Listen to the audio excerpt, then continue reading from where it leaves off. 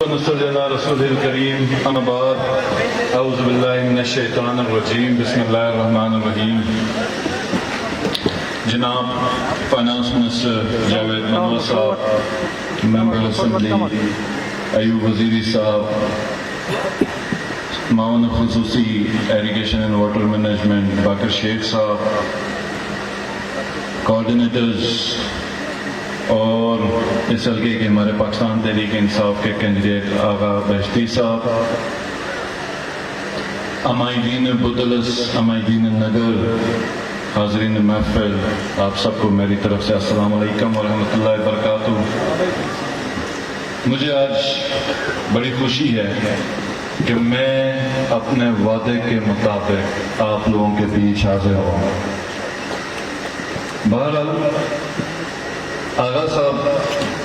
کی تقریر کے برابر تو تقریر میں نہیں کر سکتا, ان کو تو اللہ نے اور بھی بڑی صلاحیتیں عطا کی ہیں. میں آغا صاحب کی موجودگی میں اور آپ کی موجودگی میں ایوب وزیری صاحب کا ضرور شکریہ ادا کروں گا کہ جنہوں نے نگر کی ترقی کے لیے اور نگر کی ڈیولپمنٹ کے لیے اور پاکستان جو ہماری تحریک اسلامی ہے انہوں نے اسی ایک نقطے کے اوپر ہمارے سے الہا کیا, اور مجھے بڑی خوشی ہے کہ آج اس حلقے سے ہم نے بڑی اچھی فائٹ کی آغا صاحب کی صورت میں, اور اس کو میں پوری داد دیتا ہوں کہ یہ پہلی دفعہ تیسرا کینڈیڈیٹ آیا تھا, لیکن جو کینڈیڈیٹ جیتے وہ ہمارے ساتھ شامل ہیں. تو آپ کو اور آپ کی پوری ٹیم کو اور پارٹی کو میری طرف سے شکریہ, اور انشاءاللہ تعالی ہم سب مل کے نگر اور بالخصوص بدلس کی ترقی میں اپنا کردار ادا کریں گے, اور جو ہمارے بزرگ ادھر ہیں اور جو ہمارے بھائی ہیں جو برسوں سے ایک مشکل زندگی گزار رہے ہیں ان کی مشکلات میں ہم آسانی کریں گے. مجھے یاد ہے کہ جب بھی میری ملاقات ہوئی عمائدین سے, انہوں نے ایک پروجیکٹ کا مجھے کہا, اور وہ تھا واٹر چینل کا بدلس کا, اور میں نے ان کو یقین دلایا تھا اور وعدہ کیا تھا کہ یہ انشاءاللہ ہر حال میں ہوگا. وہ اس وقت بڑے کنفیوز تھے کہ ای ٹی آئی سے ہوگا, اے ڈی پی سے ہوگا, ایریگیشن سے ہوگا. میں نے کہا جس طرح سے بھی ہوگا ہم ذمہ دار ہیں, ہم کریں گے. اور اس دن کچھ لوگوں نے شاید ہم پہ اس طرح بھروسہ بھی نہیں کیا, کیونکہ آج تک لوگوں کو دھوکہ دیا گیا ہے, وعدے کیے گئے ہیں, وعدے وفا نہیں ہوئے, اعلانات ہوئے ہیں, اعلانات پورے نہیں ہوئے. تو یہ عوام کا قصور نہیں ہے, یہ ان قائدین کا قصور رہا ہے, ان پارٹیوں کا قصور رہا ہے جنہوں نے عوام کو خواب دکھلائے لیکن خواب پورے نہیں کیے. اور پھر لوگ اور وہ سیاسی جو قائدین ہیں, پولیٹیکل پارٹیز گلہ کرتی ہیں کہ عوام ان کے ساتھ اس طریقے سے نہیں نکلتے, ان کے جلسے خالی ہوتے ہیں. الیکشن کے دنوں میں بھی لاہور کے کلب میں نے 400 کا بھی جھمگٹا جمع ہوتے ہوئے نہیں دیکھا ان کے جلسے میں. اور یہ وہی قوم ہے جس نے جب سنا کہ پاکستان کا مطلب کیا, لا الہ الا اللہ, تیرا میرا رشتہ کیا, لا الہ الا اللہ, تو یہ ایک نعرے پہ گلگت بلتستان سے لے کے گوادر تک سب لوگ, مختلف بولیاں بولنے والے, مختلف قوموں کے لوگ, اور نہ صرف اس پاکستان میں بسنے والے بلکہ ہندوستان میں بھی رہنے والے لوگوں نے اس نعرے پہ لبیک کیا اور اپنے گھروں کو خیر آباد کیا, اپنے ماں باپ کی قبروں کو الوداع کیا, اپنے بزرگوں کی بیٹھ کو الوداع کیا, اور بے سر و سامانی کے عالم میں ہجرت کی ایک ایسے شخص کے پیچھے جس کی نہ داڑھی تھی نہ مونچھ تھی, لیکن وہ پاکستان برصغیر کے مسلمانوں کا سربراہ تھا, اور وہ وجہ یہ تھی کہ لوگوں کو اس پہ اعتبار تھا, لوگوں کو اس نے دھوکہ نہیں دیا تھا. تو پھر لوگوں نے بھی اس کے اوپر اپنی جان اور مال کے ساتھ بھروسہ کیا, اور آج وہی صورتحال پاکستان میں عمران خان کی صورت میں ہو چکی ہے کہ لوگ اس طریقے سے اس کے ساتھ جڑ چکے ہیں کہ اب کوئی پروپیگنڈا اور میڈیا میں کسی قسم کی وہ الزام تراشی کرے، کیونکہ سارے میڈیا چینلز اس کے خلاف ہیں، ساری پولیٹیکل پارٹی، ساری قوتیں اس کے خلاف چلے، انٹرنیشنل جتنے سپر پاورز اس کے خلاف ہیں، لیکن اوپر اللہ اور نیچے عوام اس کے ساتھ ہے۔ اس وجہ سے لوگوں کو جو طاقتور جو پارٹیاں ہیں اور جو لوگ ہیں جو آج تک اس ملک کو گدھ کی طرح نوچتے رہے، اس سے خوفزدہ ہے۔ تو ہم اسی پارٹی سے تعلق رکھتے ہیں اور اسی لیڈر کے ہم ورکر ہیں، اور اس کی نصیحت ہمیں ہے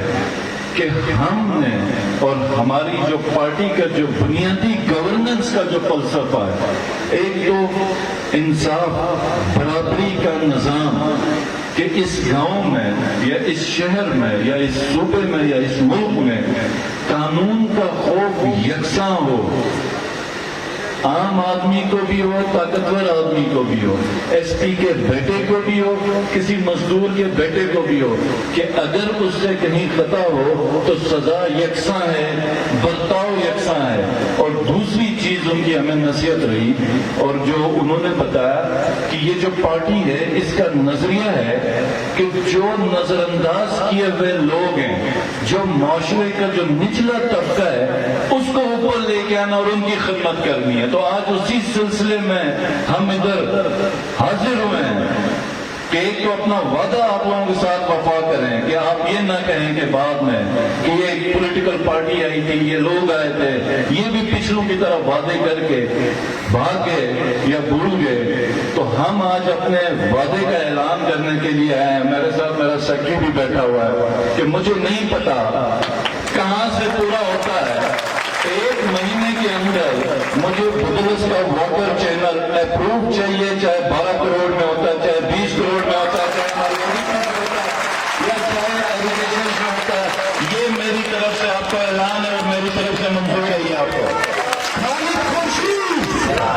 خالد خورشید، عمران خان، عمران خان۔ اور دوسری چیز، آج ہم اپنے ڈیولپمنٹ کا ریویو بھی کریں گے ہیڈ آف ڈپارٹمنٹس کے ساتھ کہ ہم نے 2022 میں جتنی اسکیمیں دی ہیں اور 2023 میں اب جتنی اسکیمیں آ رہی ہیں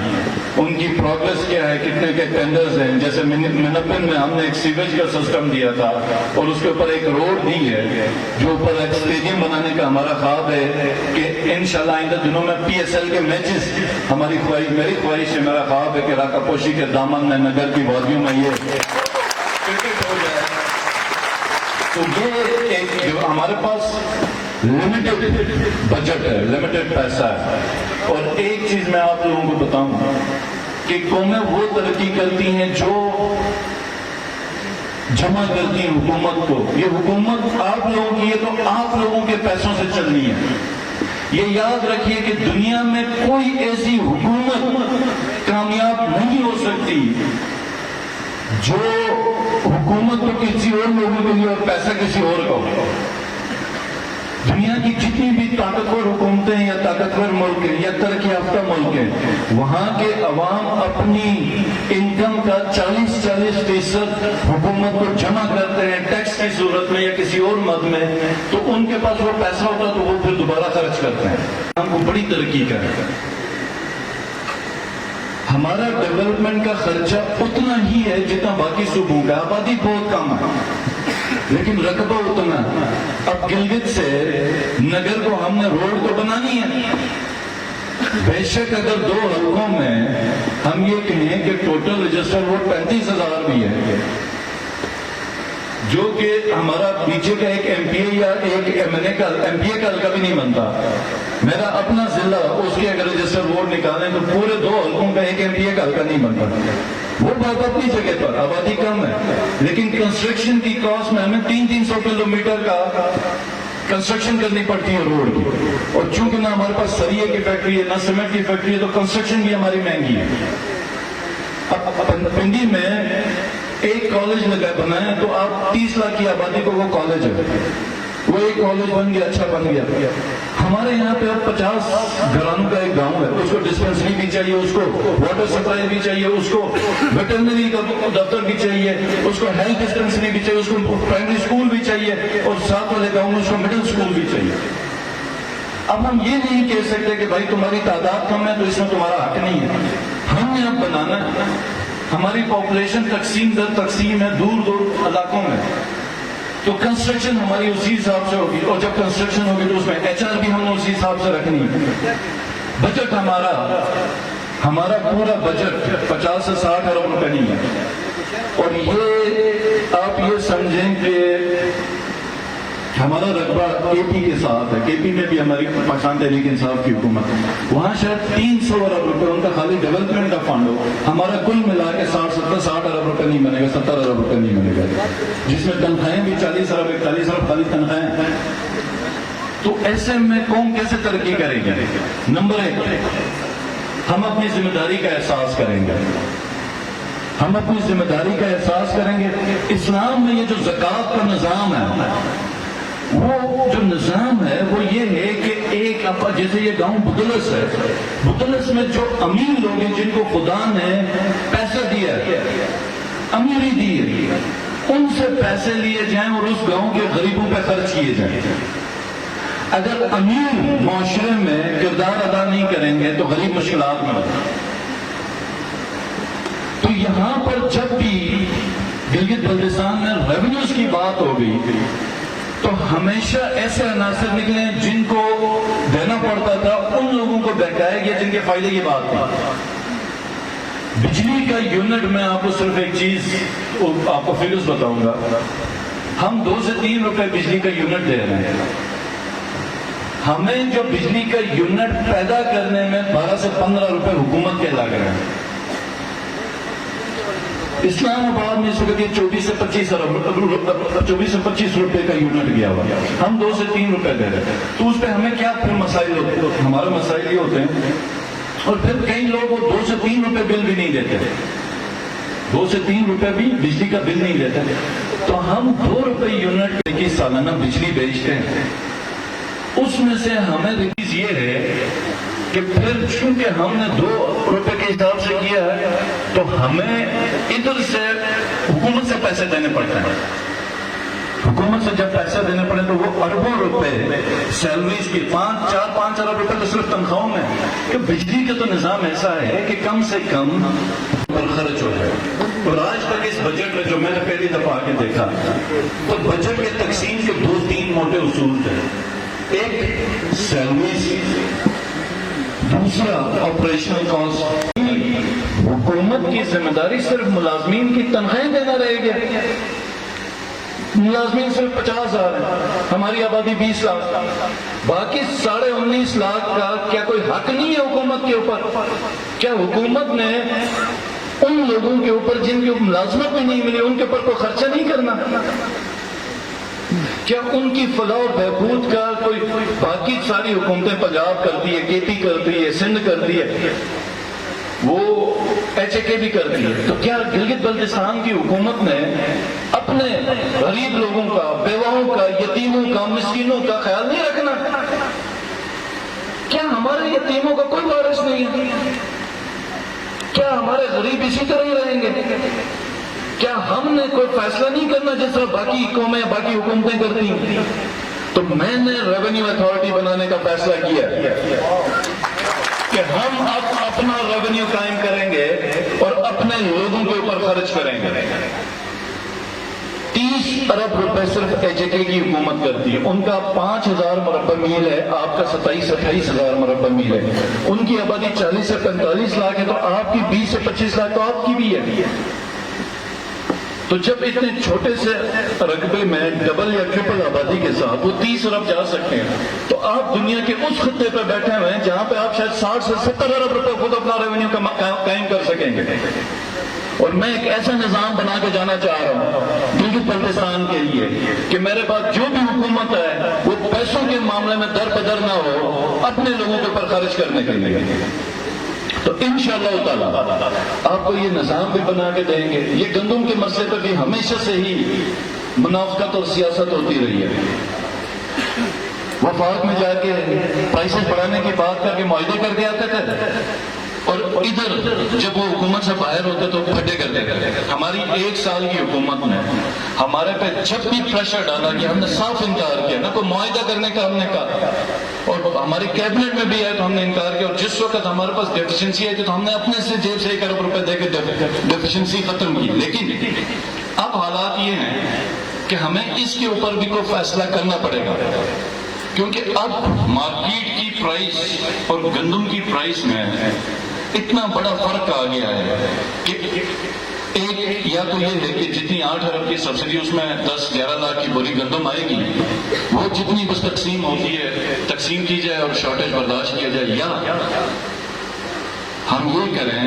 کہ اگر فرض کریں 8,000 کی گندم کی بوری نیچے مل رہی ہے ہمیں، اس کی ٹرانسپورٹیشن 2,000-3,000 تو 11-12,000 کی ایوریج گندم کی بوری آ رہی ہے،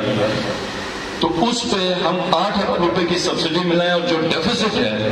اس کو پر بوری کیلکولیٹ کر کے ہم بوری کے اوپر ڈالیں تاکہ گندم کا مسئلہ نہ ہو۔ ہمارے پاس 2 طریقے ہیں، یا تو گندم کی شارٹیج برداشت کی جائے، یا ہم اس طرح کریں کہ گندم کی پرائس ڈسٹریبیوٹ کریں اور وہ تقسیم کریں۔ اب ایک اور طریقہ بھی ہے، اور وہ یہ ہے کہ میرے پہ سبسڈی جائز نہیں ہے، میں چیف منسٹر ہوں، میرے پہ سبسڈی جائز نہیں ہے، مجھے گندم سبسڈی پہ نہیں کھانے کی ضرورت، نہ میرے ممبرز کو، نہ کیبنٹ کے ممبرز کو، نہ آفیسرز کو، کیا یہ جائز ہے؟ یہ سبسڈی ہونی چاہیے ہر گاؤں میں اس شخص کو جس کے مالی حالات کمزور ہیں۔ یہ سبسڈی غریبوں کے لیے ہونی چاہیے، اور یہ سبسڈی بھی جس حساب سے چوری کر کے لوگوں نے، اور کہیں اب میں نام نہیں لوں گا، ادارے ہمارے اپنے ہی ہیں، محکمے ہم نے خود بنایا ہوئے ہیں، کئی لوگوں نے بڑی جائیدادیں بنائی ہیں، تو یہ ٹرانسپورٹیشن کا سسٹم ختم کر کے اوپن مارکیٹ پہ ریٹ رکھا جائے اور پیسے لوگوں کو دیے جائیں خود خریدو، تاکہ یہ کرپشن کا سلسلہ ختم ہو جائے، غریبوں کو دیے جائیں۔ اور اس سے ایک اور چیز ہوگی، جب میرے پاس پیسے ہوں گے گندم خریدنے کے، مجھے اگر 30,000 20,000 گورنمنٹ دے گی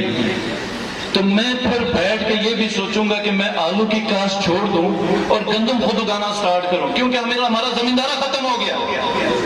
پہلے ایک وقت ہوتا تھا جب ہمارے گاؤں میں رشتے بیچے جاتے تھے، رشتے جب کوئی لے کے جاتا تھا تو اس سے سوال ہوتا تھا لڑکے والوں سے کہ اس کی زمینیں کتنی ہیں، اس کے گھر میں مال مویشی کوئی ہے کہ نہیں ہے، یہ زمیندارہ کتنا کرتا ہے، اس کے گھر میں کیا نظام چل رہا ہے۔ آج اگر کوئی بندہ کھیتوں پہ ہل چلا کے گندم یا کوئی چیز اگاتا ہے اور مال مویشی رکھی ہوئی ہے، لائف سٹاک رکھی ہے، تو اس کو گاؤں میں رشتے بھی نہیں ملنا ختم ہو گئے، وہ کہتے ہیں ہاتھ خراب ہو رہے ہیں اگر کھیت میں ہم کام کریں تو۔ یہ ایک جنرل مثال اس وقت ہماری طرف بھی چل رہی ہے۔ ہم ماؤنٹین کمیونٹی کا اپنی ایک زندگی ہوتی ہے، پہاڑی لوگوں کی ایک اپنا ایک نظم، ہم ایک یا زیادہ سے زیادہ 2 فصل کے ایریا میں رہتے ہیں۔ ہمارے لیے مال مویشی اور کھیتی باڑی اتنا ہی ضروری ہے جتنا ہمارے لیے ہمارے جنگلات ہیں یا ہمارے لیے کوئی اور ہمارا ریسورس ہے۔ تو ہمیں ایک قوم بننا ہے،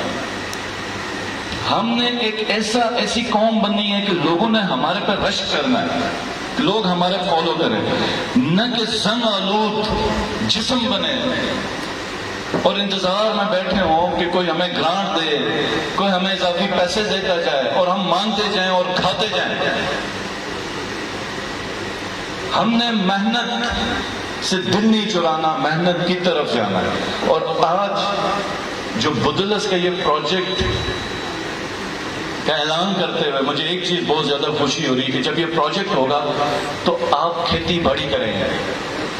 آپ گندم اگائیں گے، آپ فروٹس اگائیں گے، اور دنیا میں سورہ فاتح میں اللہ پاک فرماتے ہیں کہ الحمدللہ رب العالمین، تمام تعریفیں اللہ کے لیے جو سب جہانوں کا پالنے والا ہے۔ اس نے اپنے لیے قرآن کی جو پہلی آیت میں جو پہلا تعارف کروایا کہ سب تعریفیں اللہ پاک کے لیے جو سب جہانوں کا پالنے والا ہے، جو ہر فرقے کا، جو بت پرست کا، جو ایتھسٹ کا، یا عیسائی کا، یا مسلمان کا، یا یہودی کا، یا ہندو کا، سب کا پالنے والا ہے۔ اس نے فرق نہیں کیا، اس نے فرق نہیں کیا، اور یہ رب کی خصوصیت ہے۔ اور رب جب اپنا کام کرتا تو زمین میں اپنے پسندیدہ لوگوں کو اس کا وسیلہ بنا دیتا ہے۔ تو یہ جو خوراک پیدا کرنے کی جو چیز ہے، کھیتی باڑی، یہ تو مجھے کسی بہت بڑے خدا کے ولی کا قول یاد آیا کہ اگر مجھے پتا ہوتا کہ کھیتی باڑی میں اتنا ثواب ہے تو میں چلے نہ کاٹتا تھا، کہ میں چلے نہ کاٹتا کہ آپ لوگوں کے لیے، اللہ کی مخلوق کے لیے رزق پیدا کرتا۔ تو آپ مجھ سے وعدہ کریں کہ میں آپ کو چینل دوں گا اور آپ لوگوں نے کھیتی باڑی کر دیا، آپ نے نہ صرف نگر کے لیے بلکہ سب کے لیے اس میں رزق اگانا ہے، اور یہ ہمارا منشور ہو ہر گاؤں کا۔ اور یہ اگلی اے ڈی پی سے جو ہم اپنا پورا فوکس کریں گے کہ ہر گاؤں کو وہ سکیمیں دیں کہ ان کی زمینیں آباد اور وہ گندم اگائیں، ہماری سبسڈی سے جان چھوڑ جائے، ہماری سبسڈی سے جان چھوڑ جائے، اور ہم دوبارہ اپنے پیروں پہ کھڑے ہو جائیں۔ اس کے علاوہ ٹی آئی یو کے کیمپس کا ہے، جس میں پریزیڈنٹ صاحب آئے تو ایوب وزیری صاحب نے بھی پریزیڈنٹ صاحب سے اس کی ریکویسٹ بات کی تھی، ہم نے بھی ساتھ پھر ایوب صاحب کے ساتھ سفارش کی ہے کہ یہ کیمپس کی آپ کی ہو جائے، اور انشاءاللہ میں وی سی سے بھی بات کر لوں گا۔ اے پی ایس صاحب کا ہو گیا، اس کے اوپر ہم نے کمپنسیشن اپنے اس دفعہ کی اے ڈی پی میں ہمارے پاس آ گئی ہے۔ شیمبر کی آپ کی جو بلیک ٹاپ کی روڈ ہو رہی تھی وہ ہم نے پیپر پہ کروائی ہے، اور آگے بھی انشاءاللہ تعالیٰ اسی طرح کا منصوبہ ہم لوگ ہلکا 4 انشاءاللہ تعالیٰ آپ لوگوں کا بڑا بہترین ہو جائے گا۔ ہلکا 5 کا تو فائنانس منسٹر اپنا ہے نا، پورا نگر انشاءاللہ تعالیٰ ہم بنائیں گے۔ شارع نگر کا آپ کا پروجیکٹ آپ کا اسی سال، ایکسن صاحب میرے خیال میں پی ڈی بھی ہیں، ایکسن صاحب یہ شارع نگر کا کب تک ٹینڈر سٹیج پہ جا رہا ہے؟ ٹینڈرنگ سٹیج پہ جائے گا، اور کمپنسیشن آپ نے ڈی سی کو دے دی ہے۔ آپ کا مطلب شارع نگر کے اوپر خرچہ ہو چکا ہے، ہم نے خرچہ کر دیا ہے، تو اب انشاءاللہ یہ پروجیکٹ آپ کا ایگزیکیوٹ ہوگا، اور اسی سال آپ کا ٹینڈرنگ سٹیج پہ ہوگا۔ تو آپ کی طرح یہ میرا بھی خواب ہے کہ شارع نگر ہو تو ہم نگر کی وادیوں میں گھومیں، اور نگر کی خوبصورتی جو ہم نے ہمیشہ سنی ہے وہ انشاءاللہ تعالیٰ نہ صرف ہم دیکھیں، پوری دنیا دیکھے۔ منپل میں ہمارے جو پروجیکٹس ہیں، آپ کا کیا کہتے ہیں جو اسٹیڈیم کا ہے، گپا کی ہم نے روڈ رکھی، اس کی وائنڈنگ بھی ہوگی، میٹلنگ بھی ہوگی۔ آپ کا جو بھر کا 9 کلومیٹر ہے وائنڈنگ کا، اس کا بھی وائنڈنگ کا ہے جو وہ ریوائز ہو چکا ہوا ہے۔ بدلس کا یہ آپ کا 4 کلومیٹر ہم نے پہلے سال میں ہی آپ کو کر دیا، آپ الحمدللہ میٹل روڈ کا سفر کر رہے ہیں۔ اچھا، آپ کا جو دیہتر کا جو پاور اسٹیشن ہے وہ انشاءاللہ تعالیٰ ابھی میٹنگ ہم کر رہے ہیں، اس کو ریوائز کر کے وہ جلد از جلد آپ لوگوں کے لیے آن کریں گے تاکہ آپ کی لوڈ شیڈنگ کا مسئلہ ختم ہو جائے گا۔ اور بدلس کا جو پاور اسٹیشن ہے اس کا ریویژن کا، وہ بھی انشاءاللہ تعالیٰ اس کو جلد از جلد ایگزیکیوشن کی طرف ہم لے کے جائیں گے۔ منپن کی سیویج کا تو ابھی ہم لوگ لے لیں گے رپورٹ، پوری جو نگر میں ہم نے 2022 میں جو سکیمیں دی ہیں اور 2023 میں ان کا سٹیٹس بھی ابھی بیٹھ کے میں سب سے لوں گا، اور پچھلی جو آپ کی سکیمیں ہیں وہ بھی ہم لوگ انشاءاللہ تعالیٰ کمپلیٹ کریں گے، تو کوئی سکیم نگر کی ہم ضائع نہیں کریں گے۔ چھل فریج آپ کا ہو چکا ہوا ہے، آج افتتاح کی، اس سے بھی اس علاقے میں بہتر انشاءاللہ تعالیٰ مثبت ایک تبدیلی آئے گی۔ آپ کے نئے سکولز ہم نے پچھلے سال دیے بھی ہیں، کافی اپگریڈیشنز بھی ہیں، مزید اس دفعہ بھی جو پاسنامے میں ہم نے بات کی اگلی اے ڈی پی میں اس کو بھی دیکھ لیں گے۔ بر اور چھپروڑ کا بھی آپ نے ایک تو بندہ میرے ساتھ ایسا لگایا ہوا ہے کہ وہ تو کسی صورت مجھے چھوڑتا ہی نہیں ہے، وہ بالکل نگر میں ہر طرح کے کام یہ میرے سے کروا کرے گا، پورا یقین ہے۔ اور اس کے بعد یہ آپ کا گپا ٹریک ہوگا، آپ کے کیا کہتے ہیں بھر کے اندر کے علاقے ہیں، روڈ کے پلی طرف کے علاقے ہیں، اور جب شارع نگر آپ کا کنیکٹ ہوگا تو آپ کے دونوں حلقے ایک ہی سائڈ سے ہوں گے، اور کے ایچ بھی بہت زیادہ سیکیور ہوگا کہ آپ دونوں سائڈ سے ہی ٹریول کریں۔ ہم کوشش کر رہے ہیں کہ مرتضی آباد برج سے شناگی کی طرف کا جو روڈ ہے وہ بھی بہتر کریں، اور ادھر سے ادھر کی طرف بھی ہمارے کنیکشن اگر بہتر ہو جائے گی تو یہ تقریباً ایک بہت لمبا پیرالل روڈ آپ کا بن جائے گا آپ کا آگے گنیش برج تک. تو کہیں پہ بھی آپ کی لینڈ سلائڈنگ ہو گئی تو یہ ایریا میں جو ٹریفک ہے وہ آپ کی معطل نہیں ہوگی انشاءاللہ تعالی. میں دوبارہ بھی آپ کے پاس آتا رہوں گا. ہر سال نگر میں تو ویسے میرے بہت چکر لگتے رہے اور بدلس میں انشاءاللہ تعالی اسپیشلی راستہ نکال کے ٹائم نکال کے اگلی دفعہ آئیں گے اور اس وقت اس پروجیکٹ کی پروگرس دیکھنے آئیں گے آپ کے چینل کی. آپ لوگوں کا بہت بہت شکریہ. پاکستان زندہ باد. اپنا